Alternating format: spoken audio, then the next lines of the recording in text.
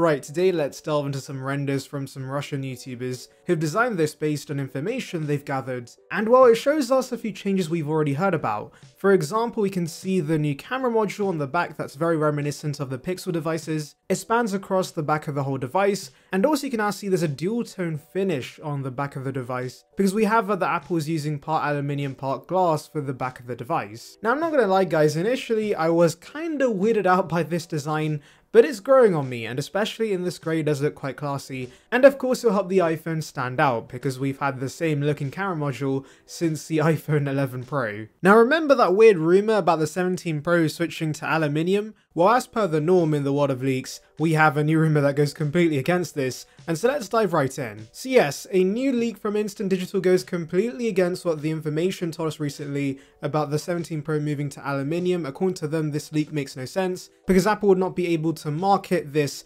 downgrade after flexing titanium, and so they seem to be sure that Apple's sticking to titanium with the 17 Pro, but I can't lie guys, this is a pretty weak argument considering Apple has removed features they made a huge deal about in the past, for example 3D touch on the iPhone or the touch bar with the Mac, and so they could do the same with titanium in my opinion. It's totally plausible for Apple to pretend like titanium did not exist and move on with aluminium on the Pro iPhones. But you may be wondering, why are they even considering switching to aluminium? Well, I think a big reason could be color choices. We all know that color choices on the Pro phones are pretty plain compared to the regular models, and it's because the titanium chassis on the Pro models is very hard to color in bright shades, and so maybe Apple's moving to aluminium just so they can give us actual fun, vibrant colors that look different for once. Especially since nowadays functionally phones aren't very different. If Apple gives Pro consumers bright shades of red, green and blue for once, that could actually get people to upgrade. I also think another side reason could simply be cost. Maybe titanium is getting more expensive for Apple to use, and so they want to widen their profit margins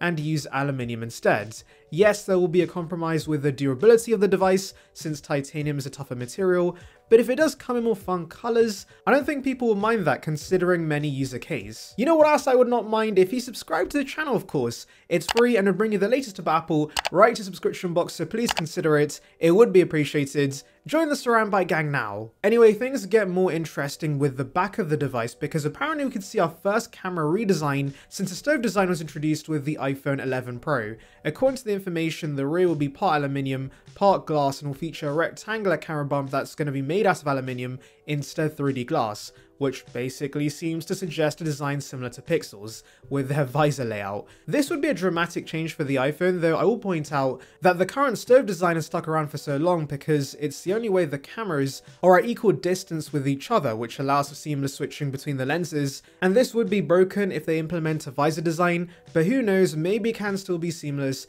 with that new layout since technology has improved since 2019, and ultimately Apple probably wants the iPhone to actually look different and stand out as a new model since, of course, the last few generations of Pro models look identical from the back. Talking about new model, let's now touch on the iPhone 17 Air. Essentially, for those out of the loop, the plus size is dead, it's not been selling well, and it's funny because that was brought in as a replacement for the Mini, which also was not selling well. So what I've learned from this is that we don't really need a fourth iPhone in the range, but Apple thinks they still do need one, and so they're back with a new fourth option, and this time it's a slim model. So this is rumored to be called the iPhone 17 Air, which yes, would make sense based on what Apple's done in the past, but also do know Air doesn't actually mean thinnest products anymore. For example, the iPad Air is actually thicker than the iPad Pro, and so the name has kind of lost its meaning across the years, but for a product like this, Air would make sense, and it would be nice for the name to go back to its roots. We've been hearing this could be thinner than the iPhone 6, yes, the bendy iPhone,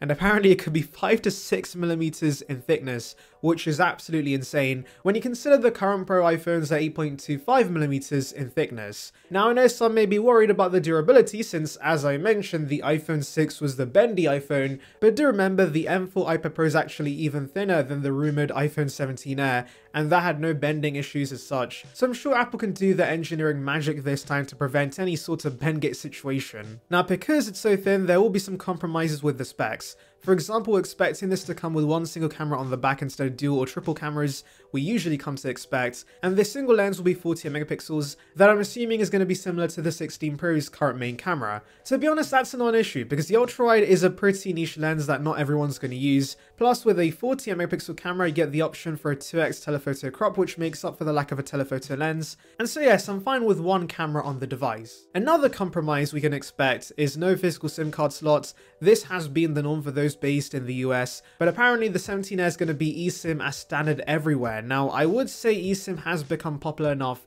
globally for this to be acceptable, and if anything, releasing this iPhone globally without a SIM slot is going to force the whole world to switch to eSIM and will accelerate that process. Apparently, another compromise we're going to see is with the speakers. There's no space to add a speaker on the bottom edge of the device, and so the earpiece is going to double as a speaker. Now, hopefully it doesn't sound a lot worse than other iPhones. I really do like the stereo system we have right now, but anyway, let's see what Apple does. The phone will also feature Apple's first in-house 5G modem, which I'm hoping is going to be more efficient, but there may be a few issues with it considering it's a first-gen product, and apparently it's only coming to the end, not the pros, and so that should tell you how confident Apple is with these modems. But here's hoping it's not as bad as the horrible Intel modems we had back in the day. We can also expect a compromise with the battery insides. Apparently that's what Apple's struggling with the most right now, but honestly I'm not surprised because when the phone gets thinner, usually it's the battery that's compromised. But hopefully due to the efficiency of the A19, there should not be a huge compromise with the endurance. Anyway, the size of the 17 is expected to be right in between the regular and Pro Max size options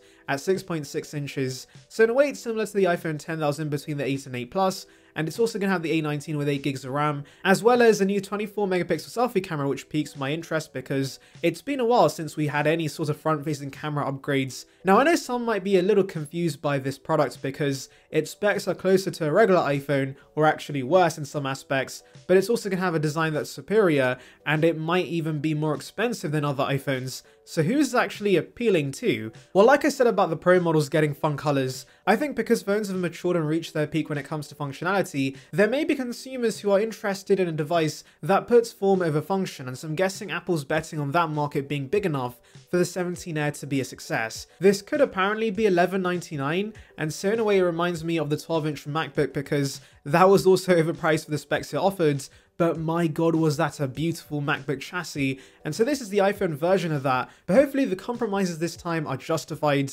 and a non-issue for the radically thinner design. Anyway, let me know your thoughts in the comments, make sure to like and subscribe for more content like this, and thank you for watching. So we are getting closer and closer to the iPhone SE4's release, and now we have actual listings of cases for the iPhone SE4 on Amazon, which basically corroborate with the rumors we've heard so far. So for example, this should be based on the iPhone 14, and yes, we see that with the flat sides and the iPhone 14 notch, and we also see one camera on the back, which again has been reported by leakers. It should be a 48 megapixel sensor on the back, and that does seem to be the case. Also interestingly, this case listing does seem to show a smaller action button, but I don't expect that to be the case. I think they've got their dummy wrong and we're getting a mute switch, and there's no camera button on this, so I expect those fancy buttons to be exclusive to higher end models. Now let's delve into some actual dummy units of the iPhone SE4, and interestingly there's dummy models for two size options, which might